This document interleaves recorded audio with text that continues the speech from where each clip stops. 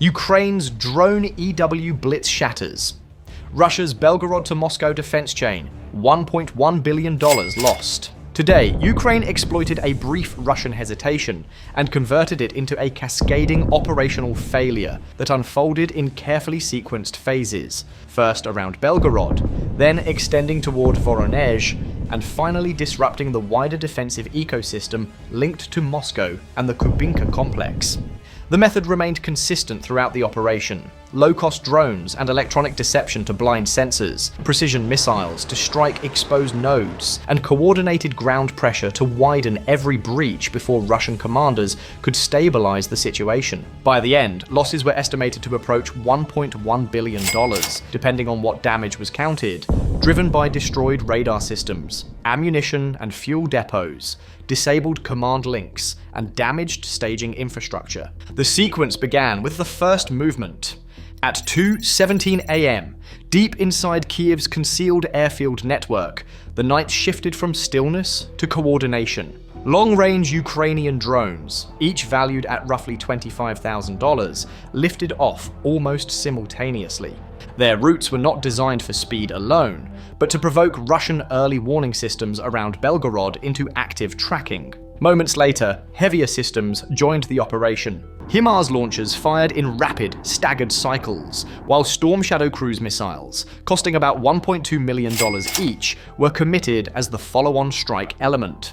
The opening phase was deliberate. Ukraine did not seek immediate destruction, but reaction. As the drone wave pushed north, Ukrainian operators monitored Russian responses in real time. On command screens, every radar adjustment and emission shift revealed patterns. When Russian radar beams flickered and stabilized to track incoming drones, Ukrainian planners treated those signals as targeting data. Seconds later, ATACMS missiles, each valued at over $1 million, launched from concealed positions. Their objective was clear: force Russian air defense systems to activate, then strike them while exposed.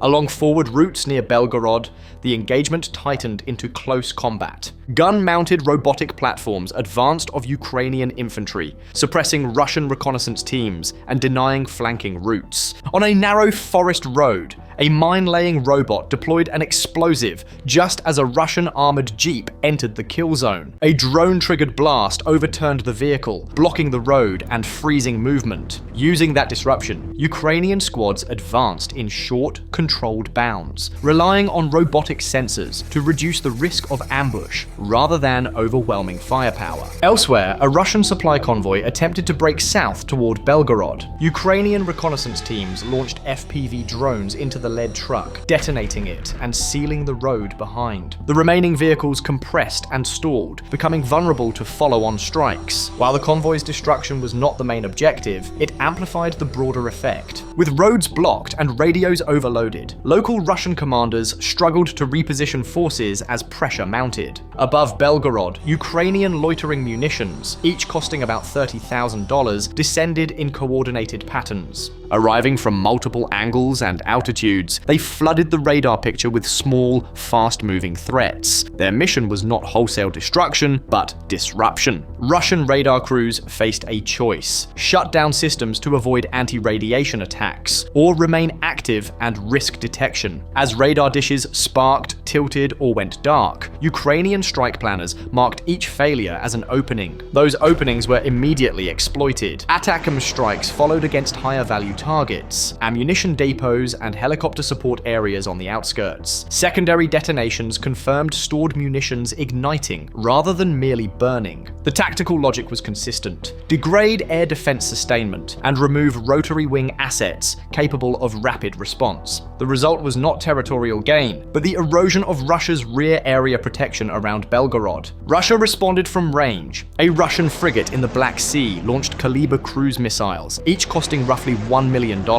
flying low to complicate detection. At the same time, a Yasen-class submarine fired long-range missiles intended to strike Ukrainian launch infrastructure. Ukrainian air defenses anticipated this phase. Patriot PAC-3 interceptors, priced near $4 million, million each, rose into the night and intercepted incoming missiles in mid-air. The intercepts preserved Ukraine's momentum, preventing the operation from stalling under retaliatory fire. On the ground, Ukrainian sniper teams used suppressed rifles and thermal optics to target Russian command trucks and relay vehicles along Belgorod's supply arteries. Near the Shebekino highway, a reconnaissance squad ambushed a Russian armored column. Drone-dropped grenades disabled the lead vehicle, while an anti-armor team destroyed the rear APC, trapping the column in a narrow corridor. Russian artillery attempted to respond blindly, but Ukrainian drones rapidly marked gun positions, enabling counter-battery strikes that silenced several batteries before they could relocate. With Belgorod's defenses strained, Ukraine expanded the campaign toward Voronezh, treated not as a frontline city, but as a logistics and staging hub. This phase relied on separate task groups operating under the same plan. Drone waves flew low over treetops, some carrying jammers to flood radar with false tracks, others carrying explosives aimed at surface-to-air missile sites. Behind them, autonomous ground robots planted anti-tank mines along approach routes, shaping Russian armor movement into predictable corridors.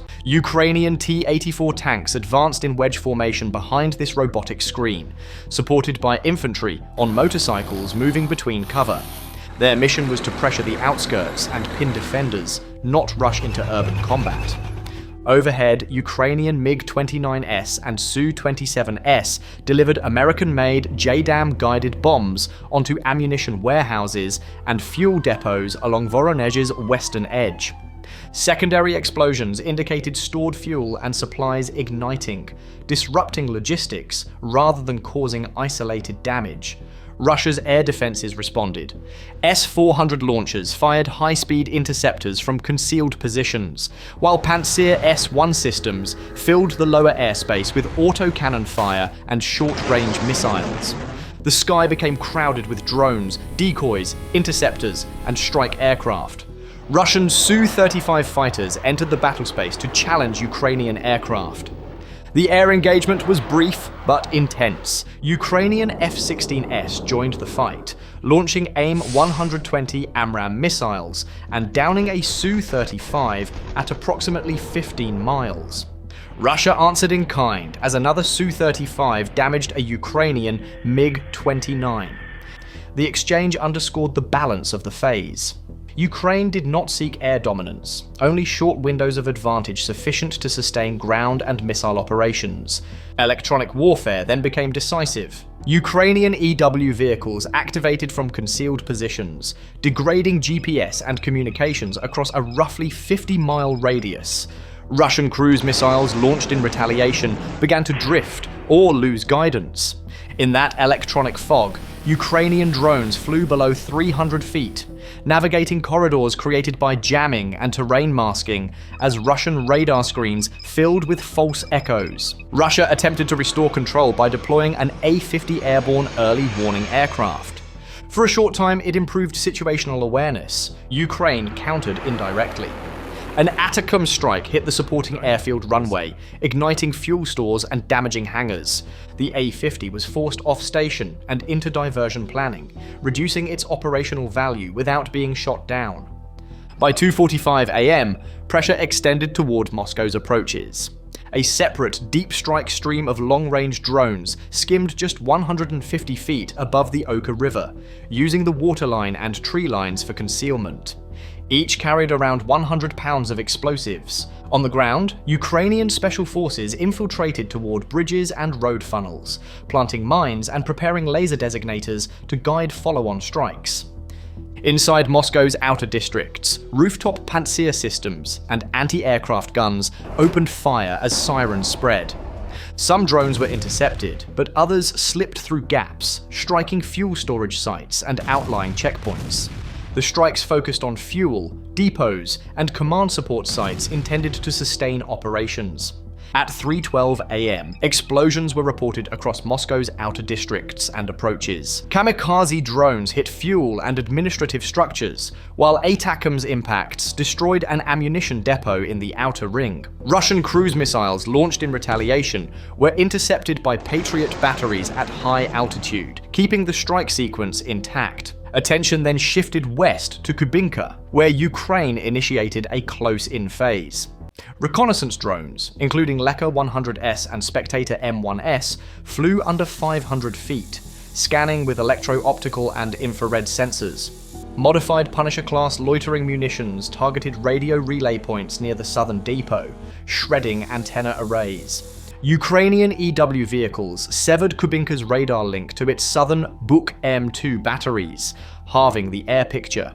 2 Ram-2 kamikaze drones struck a key radar node, blinding the southern sector. An armored assault followed. 6 PT-91 tanks crossed the perimeter trench, supported by Ratel-S unmanned ground vehicles deploying smoke and scanning for mines. Russian defenders countered from the tank museum complex using boomerang vehicles, Kornet missiles, and T-80 BVM tanks maneuvering through open test grounds and underground access routes. The engagement lasted roughly 11 minutes. Ukrainian armor used terrain and derelict vehicles for cover, while drones marked targets. The Ukrainian wedge advanced about 300 yards, forcing Russian defenders back toward Northern Command buildings. At 7:22 a.m., 2 concealed M142 HIMARS launchers fired GMLRS rockets with bunker-penetrating warheads into Kubinka's core facilities. Logistics warehouses ignited, and a radar support depot housing Iskander-M vehicles detonated, sealing off the tech sector. A low-altitude Su-25 run-disabled perimeter sensors as decoy drones and spoofed signatures pulled Buk and Iskander fires off target. Ukrainian infantry advanced under smoke, supported by scout robots. FPV drones disabled BTR-82A vehicles and marker unmanned systems during a Russian counter-ambush. At 7:41 a.m., a UJ-26ER UAV delivered a deep penetration munition through a ventilation shaft into Kubinka's Eastern Coordination node. The command hub went dark. Minutes later, demolition charges warped a rail line linking Moscow to Kubinka, isolating the base. By the end of the operation, Kubinka was no longer a functional command or logistics hub. Across all phases, Russia lost cohesion, depth, and protected infrastructure valued at roughly $1.1 billion, while Ukraine maintained initiative through layered sequencing and cost-effective systems. The remaining question is whether Russia can restore its defensive grid before the next coordinated breach emerges. Thanks for watching, and subscribe for more updates.